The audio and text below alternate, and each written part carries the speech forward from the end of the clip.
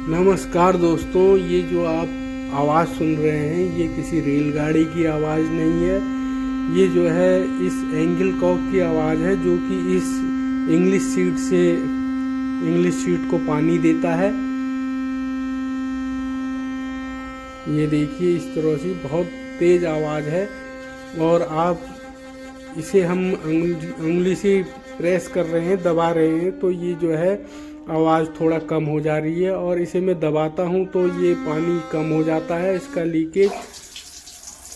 ये देखिए ये हमने ये खोल दिया और फिर बंद कर दिया तो ये आवाज़ अब जो है बंद हो जाती है। तो ये एयर ले रहा है, एक तरह से ये एयर ले रहा है। जब इसमें एयर आती है तो ये जो है बहुत तेज़ आवाज़ करता है। तो आज हम इसी समस्या को निपटाएंगे। इसे बंद करने पर भी काफ़ी पानी जो है हमारी सीट में बह रहा है, तो इसे हम रिपेयर करेंगे। ये देखिए अभी भी काफ़ी पानी इसमें से जो है बह रहा है।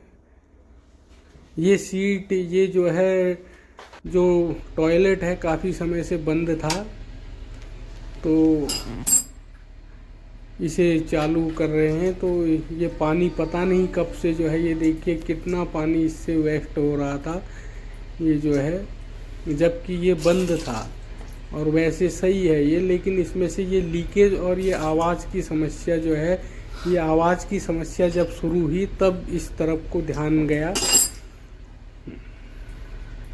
4-5 दिन से जो है बहुत तेज़ इसमें आवाज़ आ रही है। तो इसे खोलते हैं।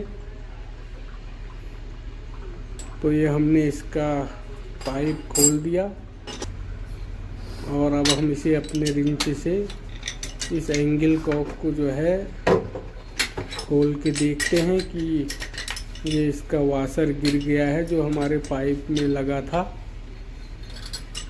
तो इस तरह से आप इसे खोल सकते हैं। इसको खोलने के बाद जो है हमने मेन लाइन पहले ही बंद कर दी थी जिससे कि पानी न बहे। तो अब इसमें देखिए, आप देखेंगे तो कहीं पर भी कोई भी पेच नहीं है। तो ये आखिर खुलेगा कैसे, ये समस्या होती है। तो इसे आप आसानी से खोल सकते हैं। इस तरह से आप इसे हल्के हाथ से मारेंगे तो ये खुल जाएगा, क्योंकि इसका जो ढक्कन होता है ये फाइबर टाइप में होता है। ये देखिए चटक गया है, इसमें 2 हमने चाबी से मारा खोलने के लिए तो ये हल्का सा चटक गया है। और जो इसकी वाशर है यहाँ पर लगी हुई, ये दोनों वाशरें हमारी गल गई है। ये इसका स्प्लेंडर है, तो इसके स्प्लेंडर को देखते हैं एक बार खोल के। ये देखिए ये 12-13 की चाबी है, तो इसे खोलते हैं। ये इसका स्प्लेंडर है।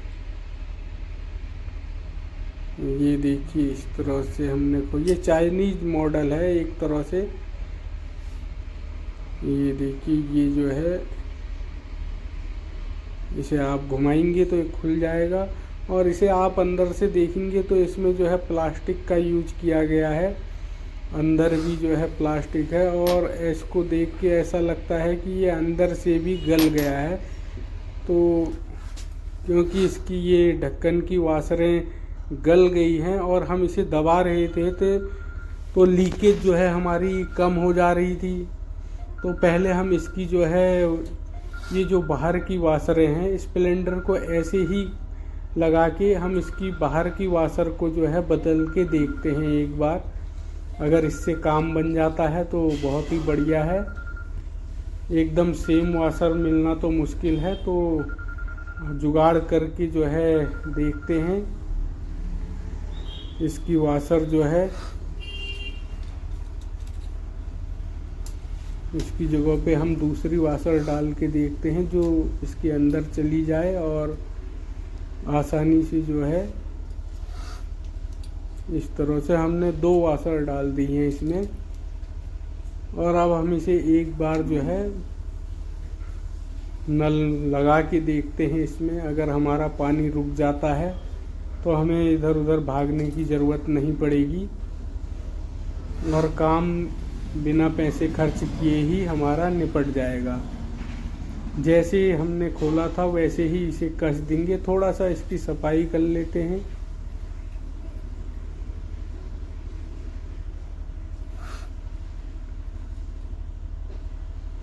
इस तरह से हम पहले इसकी सफाई कर लेते हैं, यहीं पर कर लेते हैं। मेन लाइन पड़ोस में ही है, हमारे बगल में है।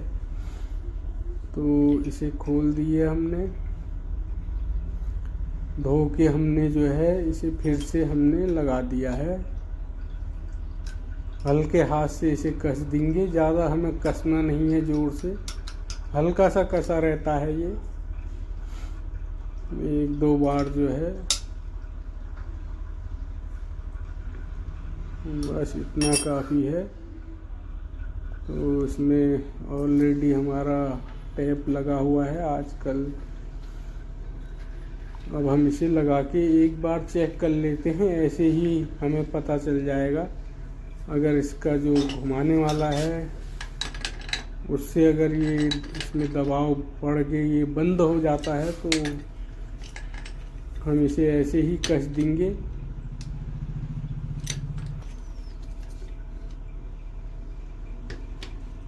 ये देखिए इस तरह से।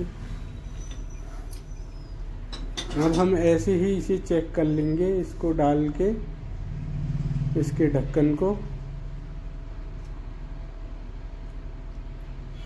कवर हमारा हल्का सा चटक गया है, लेकिन उससे कोई फर्क नहीं पड़ेगा।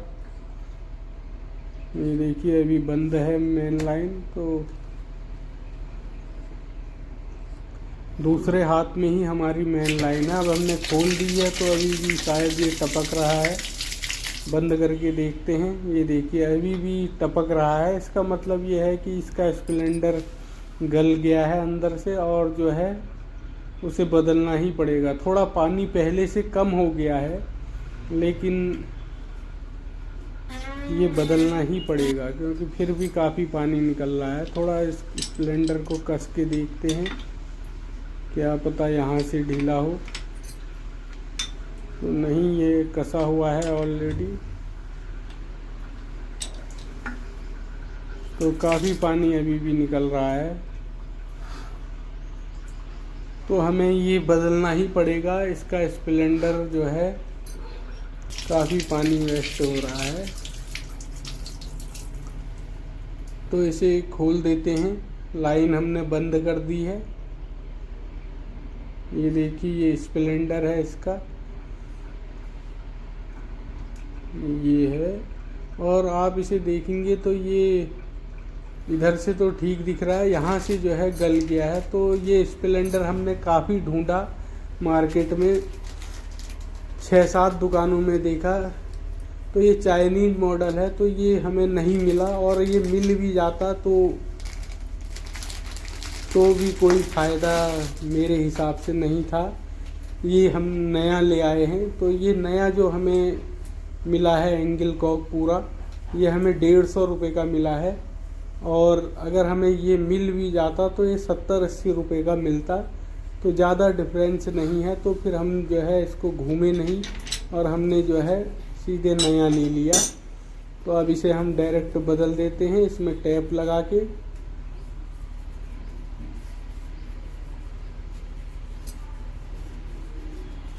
₹10 का ये टैप लिया था हमने। तो अब हमने इसकी ये कटोरी लगा के इसे हम कस देते हैं आसानी से। ये जो एंगल कॉक है ये 120 का भी था एक, तो हम 150 वाला ले आए, और 150 से महंगा भी था। तो ये मीडियम है, न ज़्यादा अच्छा और न ज़्यादा बुरा। 5-6 साल चल जाता है ये।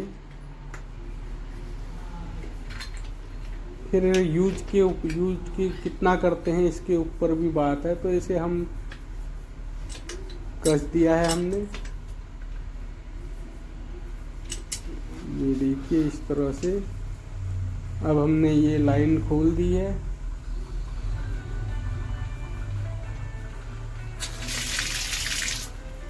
तो ये देखिए ये जो है अब इसमें अब ये टपक नहीं रहा है।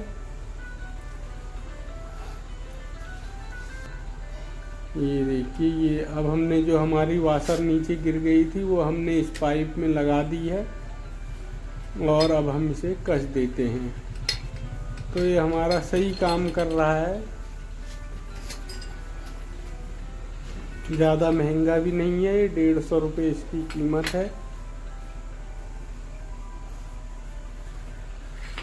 जो इस एंगल कॉक का ढक्कन था वो तो फाइबर या जिस भी मटेरियल का था, लेकिन जो पीछे का हिस्सा था वो हमारा पीतल का था। तो ये देखिए, ये बढ़िया काम कर रहा है। एक बार बंद करके देखते हैं इसमें जो है पानी तो नहीं टपक रहा है, तो सही है, ये कोई नहीं टपक रहा है। तो दोस्तों इसे हमने फिट कर दिया है। तो हमारा जो पीतल का हिस्सा बाकी था, अगर आप उसे बेच भी सकते हैं तो आप उसका वज़न हमने करके देखा तो 100 ग्राम के करीबन उसका वज़न था। तो अगर 350 रुपये भी इस समय पीतल चल रहा हो तो 35 रुपये का वो हमारा हो गया। और नया हमारा जो है 150 रुपये का था, तो 150 में से आप 35 रुपये घटा लीजिए, तो ये जो है 115 रुपये में आपका काम हो गया। तो कोई घाटे वाला सौदा नहीं है। तो इस हिसाब से आप घर में अपने एंगल कॉक को बदल सकते हैं। ये जो है 100 ग्राम इसकी कीमत है। तो दोस्तों इस वीडियो में इतना ही, मिलते हैं अगले वीडियो में किसी और टॉपिक के साथ। थैंक यू दोस्तों।